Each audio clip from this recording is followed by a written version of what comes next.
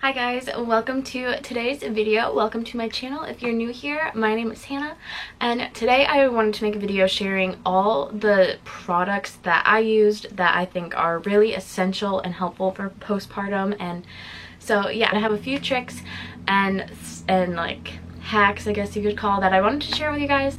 So let's get started. The first things first, I guess I'll just tell you the supplies that you'll need, and then I can talk about them. So one thing that you'll probably get sent home with some pads from the hospital.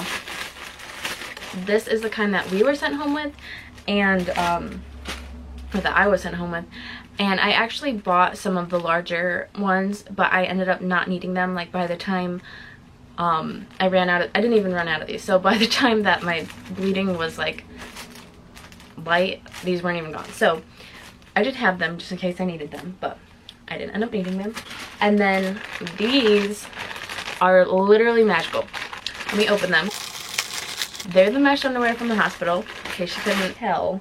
So I love these. Like, the one downside to these is that they get kind of itchy. Like if you're wearing them every day, all day for several days, and you're just sitting, which is all that I could do in the hospital pretty much. They do get kind of itchy, but they're so comfortable and so helpful. So they're beautiful, okay? Just kidding. Super stretchy. So these, if you are giving birth in a hospital, ask for extra of these, or I'll look on Amazon and see if I can find some.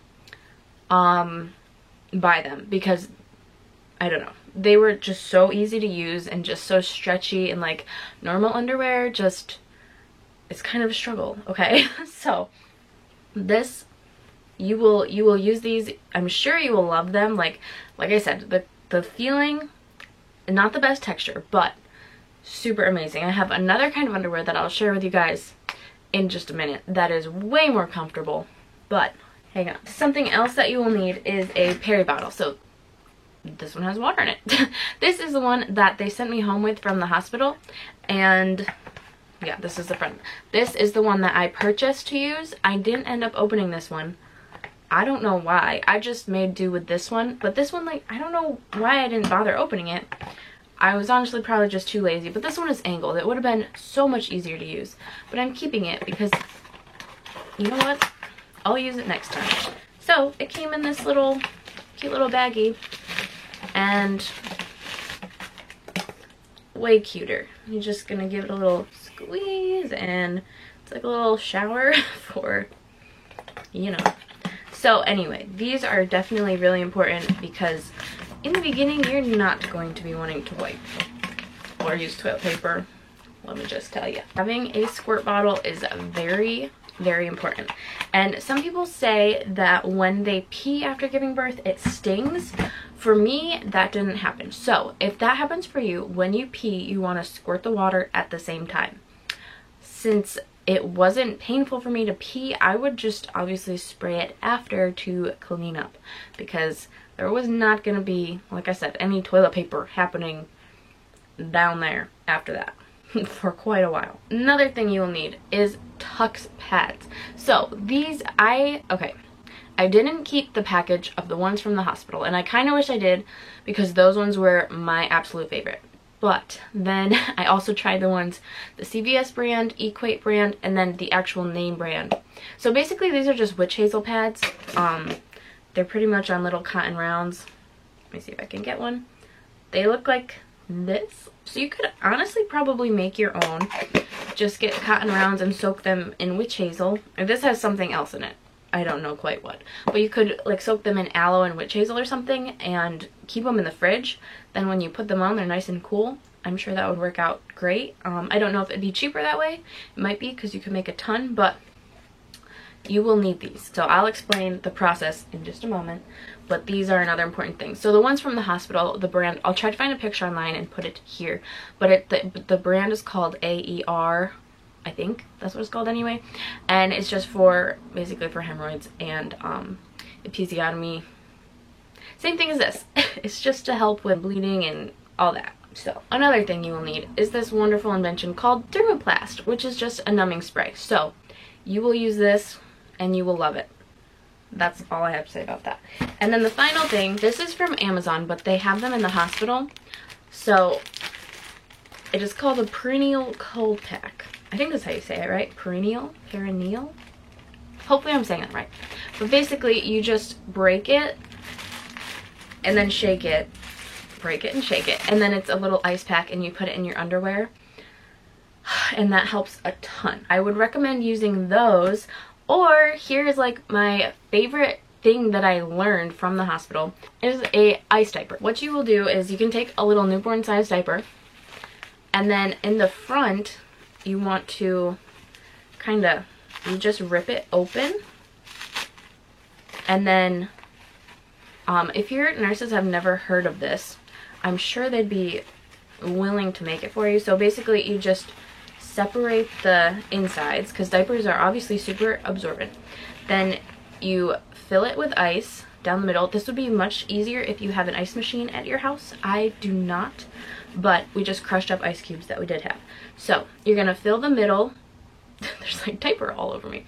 Fill the middle with the ice, take the ends, you can fold it and then tape it, or just tape it with like some athletic tape or something just to keep it contained, and then put this in your underwear. Life-changing, life-saving, miracle, amazing. So highly recommend keeping this trick tucked in your back pocket. Like, you will thank me later. It's just, it feels amazing. And they last so much longer than the cold packs, but both of them are great. So if you don't have the time or energy to make a little ice diaper, the cold packs are awesome. They don't last as long, but they still, the relief is instant. It feels good, and you can just change it again soon if you need to. I can link those down below because I got some from Amazon after I ran out of the ones from the hospital, and then someone had gifted me some, which was so sweet. If you have a C-section, you could also put them on your incision, and I've heard that that helps as well. So those cold packs are good for if you give birth vaginally or via C-section. And I would think the ice diaper would also work on an incision. I'm not sure, but it's the same concept, so you could try it out, I guess, if you want to. So those are all the supplies you would need. And then I wanted to share with you guys also this cute underwear. So this is from a brand called Lil Ova, and so this is reusable period underwear, but hello, it's the same thing if you are postpartum bleeding. So I'm gonna leave a link to their website. I want you guys to check these out. So the first week you'll probably want to just stick with the stretchy knit mesh ugly underwear, but look how cute these are. So once the bleeding kind of dies down is the perfect time for this. So you'll want to test out, like, you'll need to feel out how your bleeding is, and then determine if you want to put a pad on with these or what. Like, it's going to depend on your bleeding levels. But once it dies down, and especially after the first couple weeks, like, this is all you would need. There's plenty of room in here, and they're nice and stretchy. You could fit the ice pack and everything else that you need to. That's another nice thing about the mesh underwear, is there's room for all the paraphernalia you gotta use. But anyway, I tried these out and they are so comfy. So I am excited to wear them again because they're just comfortable. And like, after you have a baby, you don't really feel so cute. You just feel like, what just happened to my body? So these are a great, like, even though things downstairs are not normal, you can still feel kind of cute and more put together. Even if no one else can see it, you still feel better, and it's all a mental thing. You all know what I'm talking about. I'm excited. I am excited to get my period back, because that means that, you know, your body's functioning and everything. So once I get my period back, I am excited to be able to use these again. So even with your period, you'll want to just kind of test it out and see if you're going to need to use something else in addition, because you know your flow. I'm just gonna say that.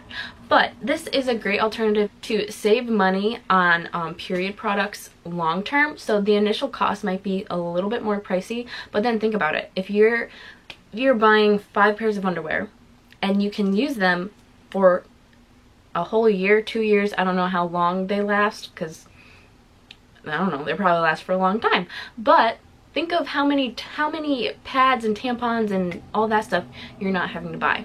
So even if you have to pay a little bit more up front, it's going to save you money in the long run, which is awesome. So this underwear is also available in different styles. So if you check out the website, you can see all those styles there. My experience with them has been great so far. Honestly, at first I was like, like that, I don't think I'll like that. I didn't think that I was going to like them, and I do. I really, really like them. So if you're skeptical, like I was, just give them a try, and I think that you'll like them. Taking care of these and cleaning them is also super easy. You just rinse them to get all the yuckies out.